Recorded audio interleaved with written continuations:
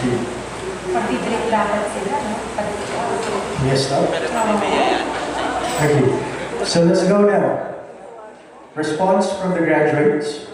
May I call Dr. Christine A. Salgado and Dr. Cherry Ann D. Serra. Nakaramarap.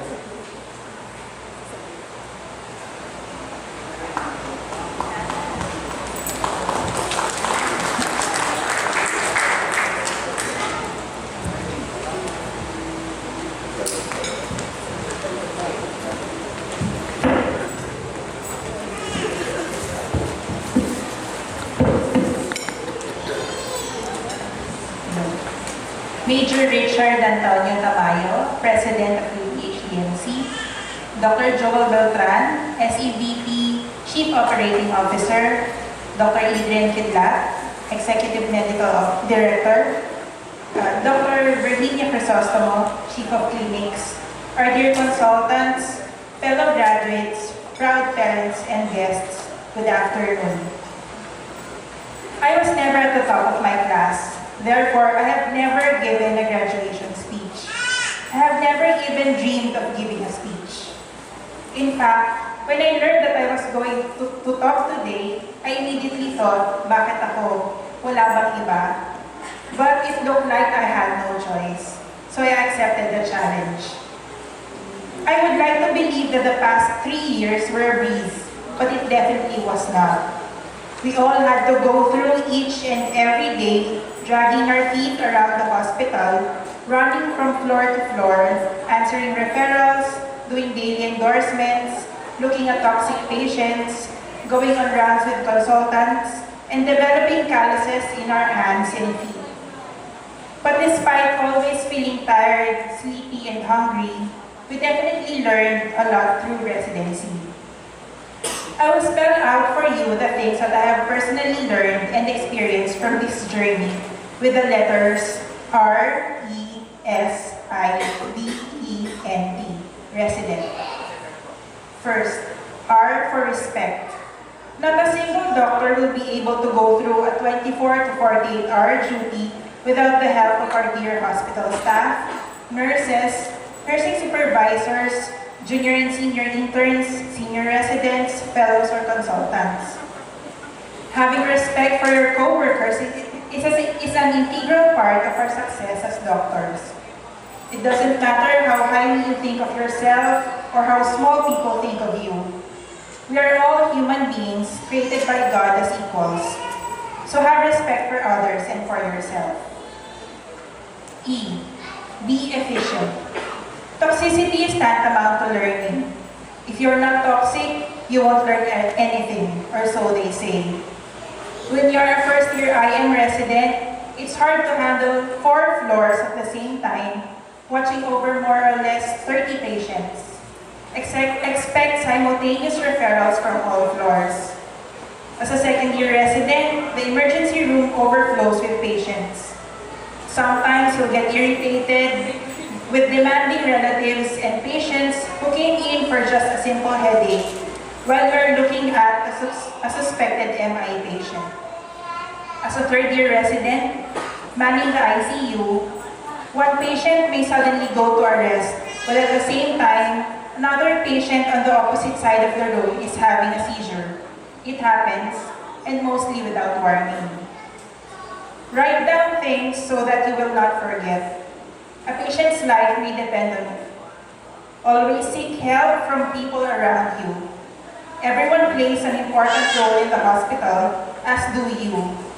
Prioritization is the name, time management is the game. S for study. Medicine is an ever-changing, progressing science. Residents are required to study. It is training after all. When a consultant makes his rounds, expect a revalida once in a while. If you don't know what to do when a patient suddenly becomes toxic, or what to give to a patient with an unusual tracing on the monitors, you can always ask your seniors, of course, but it would be better to read. Crack your books open and read. If you're not sure what the ECG tracing is, read. Patients will certainly believe in you if you know what you're talking about. If you study consistently, you'll gain confidence in doing your work. So read. I. Accept that you're imperfect and improve.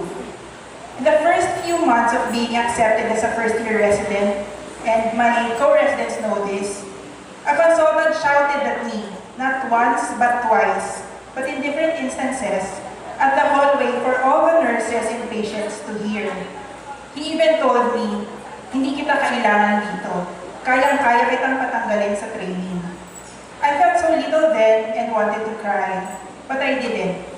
And at the same time, I also felt angry. But then I thought, he probably wouldn't shout at me if I didn't do anything wrong. So I made a commitment to improve. Mistakes happen and we learn from them. It's just difficult with our profession since it's lives of people that are at stake. Know that nobody is perfect. Even if you're the most intelligent person in the world, you're bound to make mistakes. You'll just have to live with it. How small or big they are, and learn from it. Oh, and in case you're wondering, the consultant never shouted at me again, and even commended me from time to time since then. Committing to improve paid off. D for dream. Dream of something bigger. Have a goal. Ask yourself, why am I here? Well, first of all, we all wanted to be here. Ginusto natin lahat ito. If we didn't want to become an internist, an ER physician, a pulmonologist, a radiologist, an obstetrician, an anesthesiologist, a pediatrician, or a surgeon, we would all have quitted somewhere along our journey through residency. It's a given that it's difficult to be a resident, but we're glad we have all reached our goals and fulfilled our dreams. We're specialists now, and we made it. After all, it may not be just our dreams that we have fulfilled, but the dreams of our families as well. E. Face every day with enthusiasm, or at least try. Let's face it, being a resident is not easy. For the past 5 or so years, we've lived in a world with only 3 days: pre, duty, and from. For others, it may just be 2 days: duty and from. On pre-duty, thinking about going on duty the next day, you'll feel tired already and dread the next day. On our duty day, the most common line you'll hear someone say is, duty na naman. The endless referrals, rounds, writing on the charts, talking to patients and relatives, doing OR and procedures, the sleepless nights, the fear that anytime someone will become toxic and you'll have to transfer the patient to the ICU in the middle of the night while everybody else is sound asleep. You get the picture. From duty naman, hi salamat, from na. Kaso, pre-duty na naman bukas, tapos duty na naman. Try to live each day, one day at a time, and find something to look forward to during residency. If not, you'll easily get burned out, stress yourself, and be miserable for the next 3 years or so of your life. Get excited to learn something new. Get excited to do a procedure. Get excited to see your patients at the OPD who was fighting for their lives while in the hospital but are now better because of you. And be of noble character. One of the noblest professions in the world is being a physician. Therefore, live up to that title.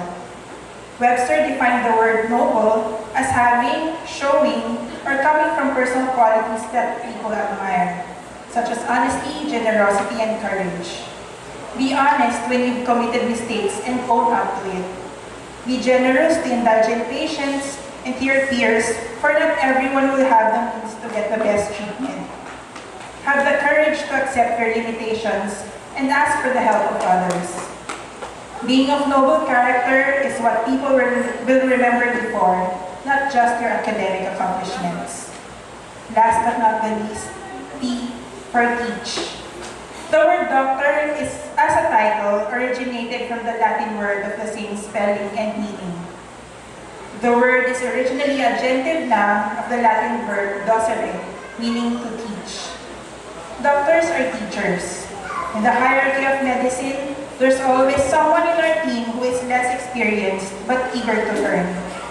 As a teaching hospital, we have junior and senior interns at our disposal, but they're not just there to do paperwork, follow up lab results, or borrow those chest x-ray plates or CT scan plates. They are there to learn about medicine, so teach them what you know. Share with them the knowledge that you have and the experiences you've gained so far. They will never forget you for that. Again, R for respect, E, be efficient, S, study, I, accept that you are imperfect and improve, D, dream, E, face every day with enthusiasm, or at least try. N, be of noble character. And T, teach. I never wanted to be the center of attention. I'm happy standing by the sidelines and staying quiet. But what or should I say, we graduates we for sure are blessed. Blessed to be here today, attending our 10th graduation of our lives. That counted, so far this is my 6th. Blessed to have loving parents who supported us for the past how many years, mainly financially, emotionally, and spiritually. Blessed to have good friends and colleagues, co-residents who would gladly help spend time with each other through thick or thin, during duties and outside of the hospital. The nursing aides, orderlies, nurses, and nursing supervisors who we have come to know as friends, who help make hospital duties bearable. At this point, I would like to ask my fellow graduates and the residents present in this auditorium to please stand up and clap our hands for our mentors, our consultants.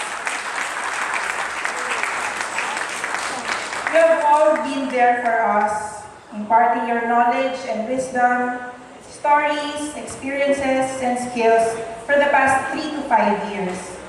We are eternally grateful to have crossed paths with you all. Lastly, we are also definitely blessed to have been able to train in a reputable institution, which is UPH-DMC. Thank you and congratulations to everyone.